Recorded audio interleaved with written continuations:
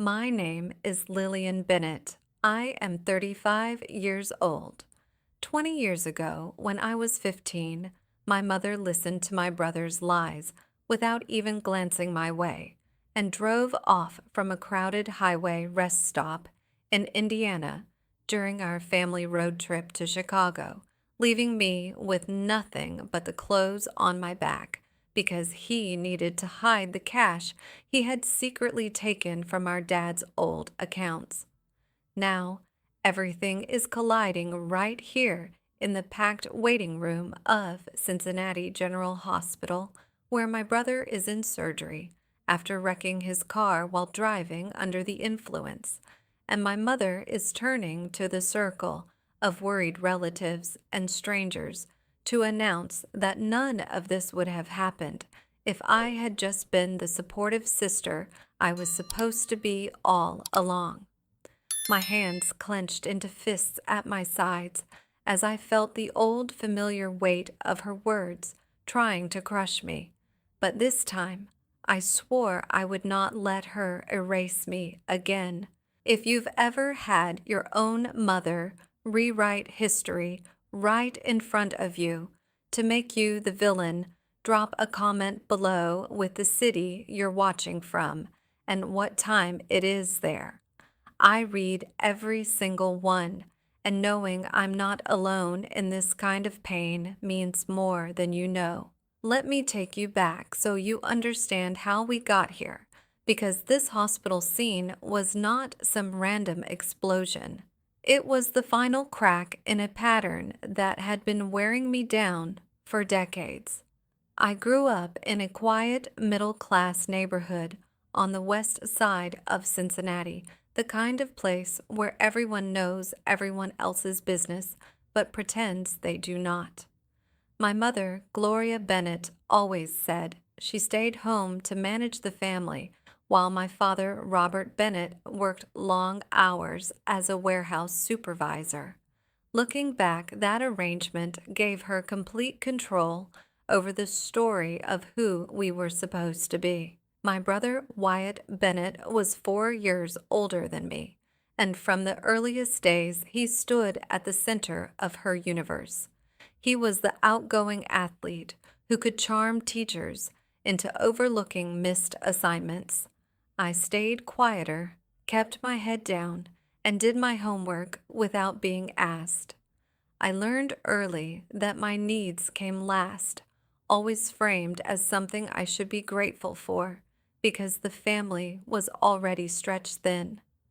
When I was 7, my father passed away, suddenly from a heart condition no one had caught in time.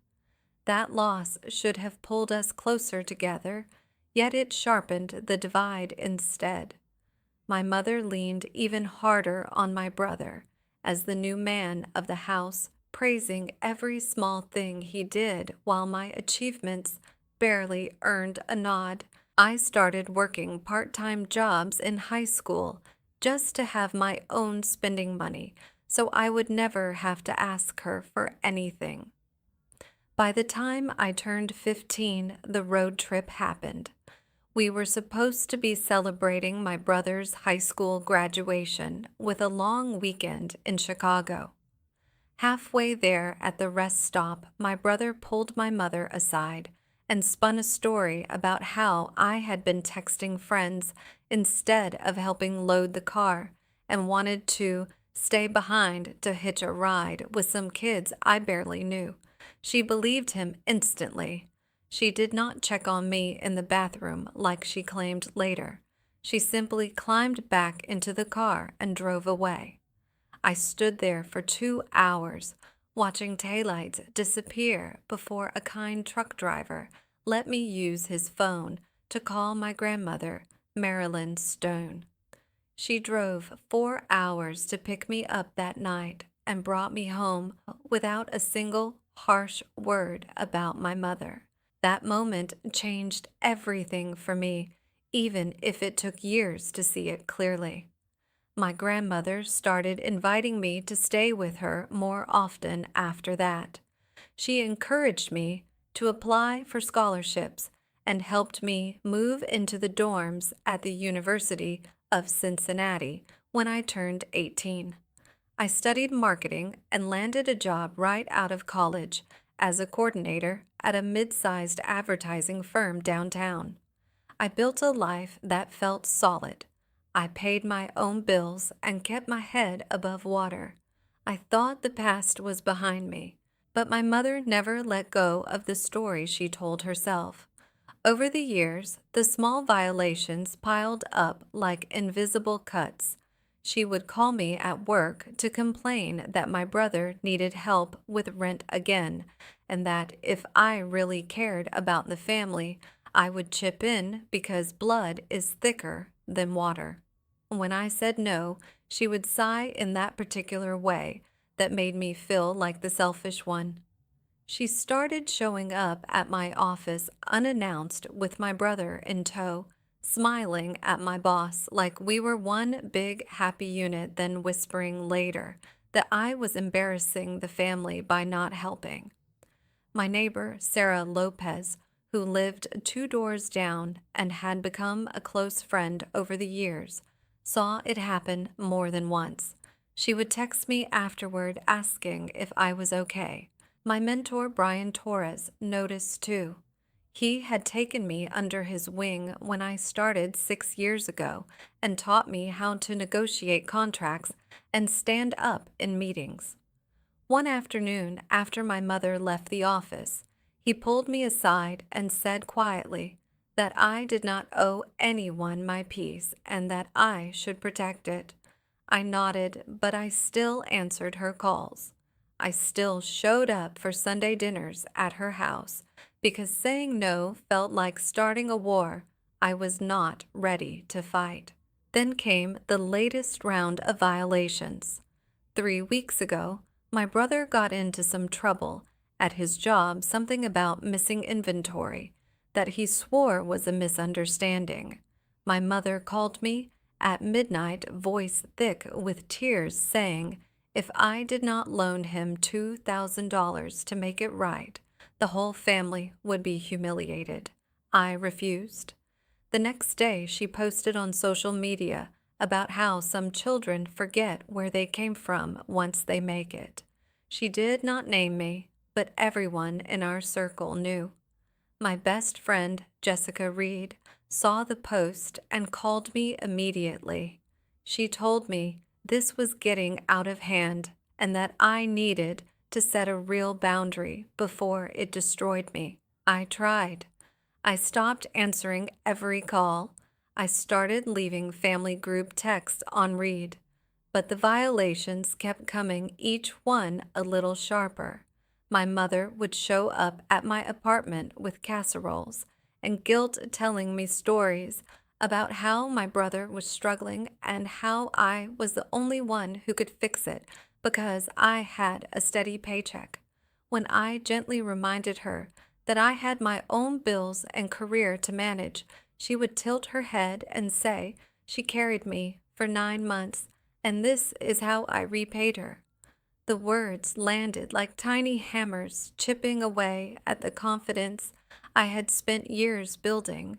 Last night, everything boiled over. My brother had been drinking at a bar downtown, got behind the wheel, and wrapped his car around a guardrail. He was rushed to Cincinnati General Hospital with a broken leg and possible internal injuries. I got the call from my grandmother at 1 in the morning and drove straight there, heart hammering the whole way. When I walked into the waiting room, my mother was already holding court, surrounded by a few relatives and even my neighbor, Sarah Lopez, who had come to offer support. My father sat in the corner quiet, but present, his face lined with worry after years of health issues that kept him from working full-time anymore. The moment my mother saw me, she stood up, eyes flashing. "There she is," she announced to the room, voice carrying in that way that made everyone turn. The sister who could not be bothered to help her own brother when he needed a place to crash last month. If you had just let him stay with you, like I asked, maybe he would not have been out driving around looking for somewhere to sleep. The words hit me like cold water. I had not even known he needed a place. She had never mentioned it to me directly. My father shifted in his chair and suddenly spoke up, his voice sharper than I had heard in years. Gloria, that is not fair, and you know it. Lillian has her own life to live. It was a rare defensive outburst from him, the kind that usually came only after he had stewed in silence for days. My mother barely paused. She turned back to me, ignoring him completely. You see, even your father is starting to see how selfish you have become. All those years I sacrificed for both of you, and this is what I get. Sarah Lopez stood awkwardly by the coffee machine, pretending to study the vending options, but I could see her glancing our way with concern. My grandmother arrived a few minutes later, pulling me into a hug that felt like the only solid thing in the room. You did nothing wrong, she whispered, but the damage was already spreading. The doctor came out then with an update on my brother's condition: stable, but facing a long recovery. My mother immediately launched into another round, this time directing it at the nurse standing nearby. My daughter over there has a good job, you know. She could help with the bills so he does not lose everything. The nurse looked uncomfortable and excused herself. I felt my face burn, the old invisible feeling rushing back, but sharper now, because I was 35 years old and still being treated like the family scapegoat. That was when my phone buzzed in my pocket. It was a text from my best friend Jessica Reed, who had heard about the crash through the neighborhood grapevine. Saw your mother's latest post. She is tagging you in a prayer chain, saying you turned your back on family in their hour of need. Call me when you can. I stared at the screen, stomach dropping. Another public exposure, small but vicious, the kind that would circulate through our Cincinnati circle by morning. My mentor, Brian Torres, had warned me this pattern would escalate if I did not stop it, and here it was playing out under fluorescent lights while my brother fought for stability in the next room.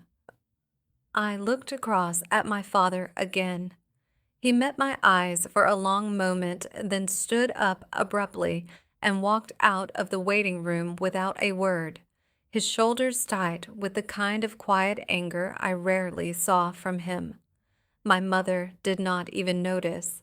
She was already pulling out her phone to type another update, her thumbs flying across the screen like she was writing the final chapter of my reputation in this family. I felt the weight of every small violation pressing down, the guilt she had dripped into me for years, suddenly feeling like chains I could no longer ignore.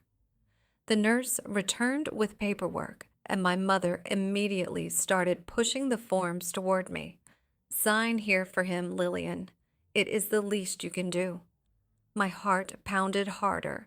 I knew if I gave in now, it would never stop. But before I could open my mouth to push back, my phone buzzed again, this time with an unknown number. The message preview flashed on the screen. This is attorney Thomas Hale from the firm downtown. Your mother listed you as a contact for your brother's accident report, and there are some questions about prior financial transfers between you two. Can we speak privately? The room seemed to tilt. I had not authorized any of that. My mother had gone behind my back again, dragging me into legal territory to force my hand. Sarah Lopez caught my eye from across the room and mouthed, "You okay?" I nodded, but inside everything was screaming. This was no longer just guilt. This was my mother rewriting the rules in real time, exposing me publicly and pulling strings I did not even know existed. And for the first time in 20 years, I felt the rebellion rising hot and clear and unstoppable. I stepped away from the group before my mother could push those forms any closer, my pulse still racing from the attorney's text. Attorney Thomas Hale answered on the second ring, his voice calm and professional, explaining that my mother had indeed listed me as a co-signer on some emergency medical paperwork without my knowledge and had referenced prior transfers from my savings account to help my brother over the years, transfers I had never made voluntarily. My stomach twisted as he read off dates and amounts I recognized instantly, small loans I had given under pressure that she had apparently documented as my family duty. When I hung up and walked back in, my mother was already mid-sentence, her voice carrying that familiar mix of sweetness and still. See, everyone, Lillian is finally doing what she should have done years ago. She knows blood is thicker than water, even if it takes a crisis to remind her. She smiled at the small cluster of relatives, but her eyes locked on me with the kind of cold calculation that made my skin crawl. My father had returned from his walk by then, standing off to the side with his arms crossed, and this time he did not interrupt her. Instead, he watched me, with a look I had never seen before, something between exhaustion and a quiet fury that made him clench his jaw once before he turned away again. Sarah Lopez caught up to me near the vending machines, her voice low and urgent. I heard her on the phone earlier, Lillian. She was telling the nurse, "You had power of attorney or something." I do not know what she is playing at, but this feels bigger than just the hospital bills. My mentor, Brian Torres, had texted me twice, already checking in after Jessica Reed filled him in, reminding me that my career and my boundaries were mine, to protect, not hers to borrow against. But my mother was not done escalating. She pulled me aside 10 minutes later, her grip on my elbow just tight enough to feel like a warning. "You think you can ignore me forever," she hissed, the sarcasm dripping like acid. "All those years I raised you while your father worked himself into an early grave, and now you act like you are too good to help your own brother. He is lying in there because you refused to give him a safe place to land last month. Do you want that on your conscience?" The jab landed exactly where she intended, twisting the old guilt into fresh knots, but I felt the rebellion push back harder this time. I shook her hand off and met her eyes. "I never refused anything because you never asked me directly. You just assumed I would cave like always." Her laugh was short and bitter, the kind that told me she had been storing up resentment for longer than I realized. Assumed sweetheart, I carried this family on my back for decades. You owe me more than a signature on a form. The doctor returned then with more details about my brother's recovery, estimating at least 6 weeks of physical therapy and possible lost wages from his job. My mother seized the moment, turning to the room again. "Lillian will cover the gap, will not you? It is the least she can do after everything." Heads nodded sympathetically, the kind of automatic agreement that always followed her lead, and I felt the walls closing in. My grandmother, Marilyn Stone, arrived right after that, her presence cutting through the tension like a cool breeze. She hugged me tightly and whispered that she had already spoken to Attorney Thomas Hale on my behalf, something about protecting my accounts from any retroactive claims. but my mother overheard enough to pivot her voice, rising just enough for everyone to hear. Of course, your grandmother would take your side. She always has ever since that little incident on the road trip when you were 15. You two love making me the villain. My father finally spoke again, but this time his reaction was different, a sudden private edge that surprised even me. He stepped closer to my mother and said under his breath, "Gloria, enough with the rewriting. We both know what happened that day, and it was not her fault. It was not a full outburst, not the awkward laugh he sometimes used to deflect, but a clipped, quiet anger that made her pause for half a second before she brushed it off with a wave. See, even he is tired of the drama you bring." The words were meant to sting, laced with that long-held contempt she never bothered to hide anymore, the resentment that I had never quite fit the mold of the daughter who would quietly sacrifice everything. I excused myself to the restroom, then needing air, and my phone lit up with another text from Jessica Reed. "Your mother just posted again from the hospital lobby. She is saying you are withholding support during a family emergency and tagged the whole neighborhood group. Call me." My heart sank as I opened the post, the public exposure spreading faster than I could contain it. Sarah Lopez found me in the hallway a minute later, her face pale. I saw it too. People are already commenting, asking if you are okay or if there is more to the story. The mini cliffhanger of that moment hit harder because I knew it was only the beginning of the fallout.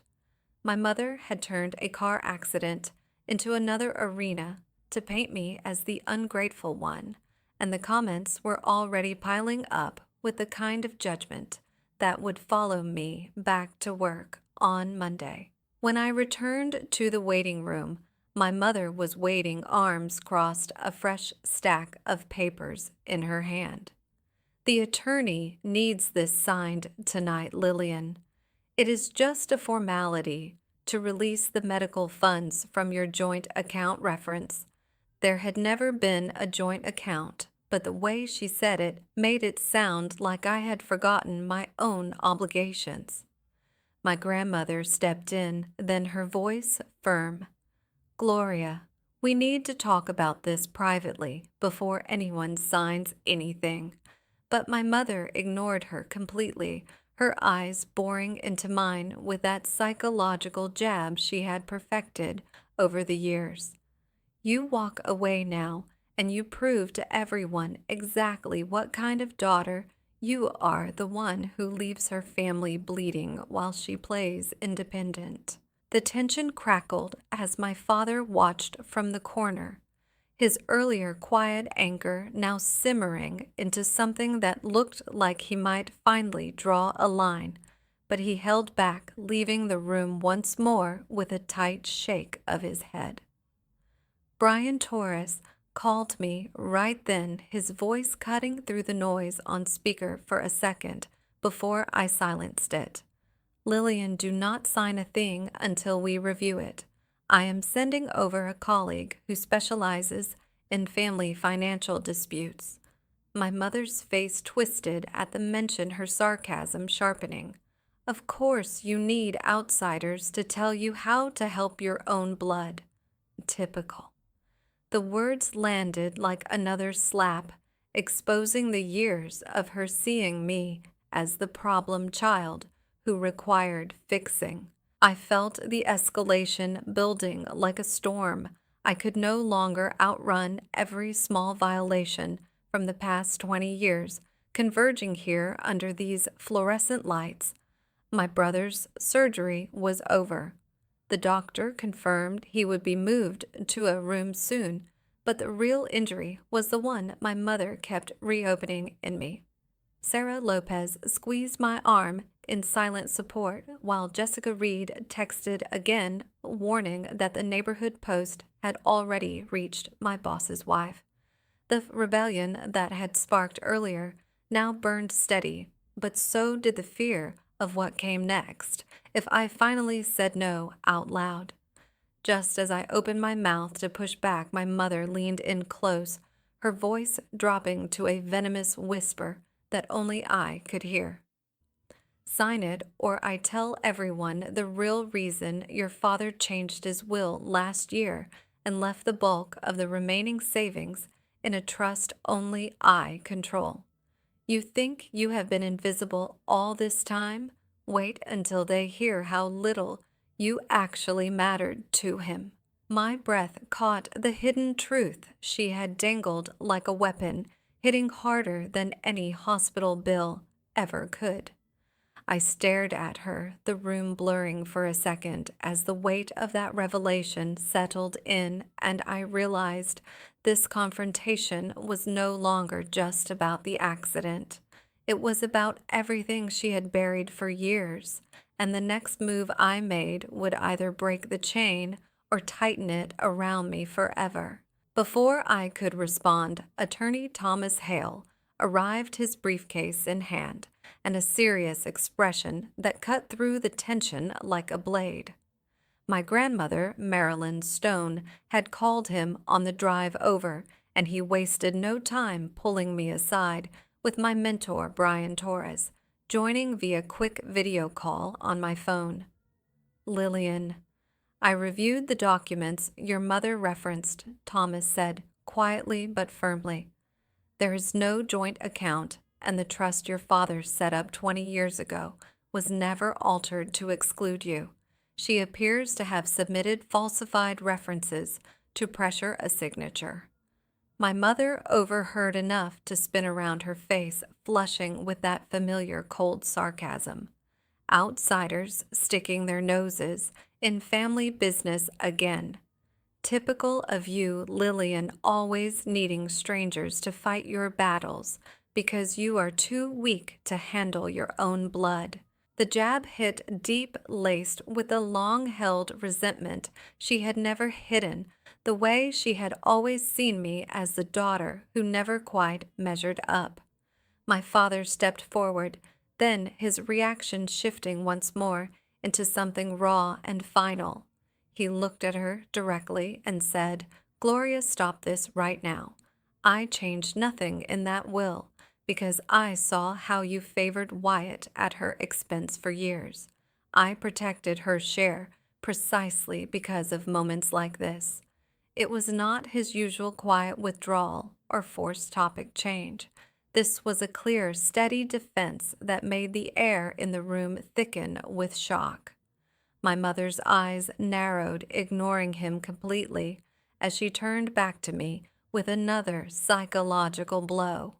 You hear that even he admits you were always the problem.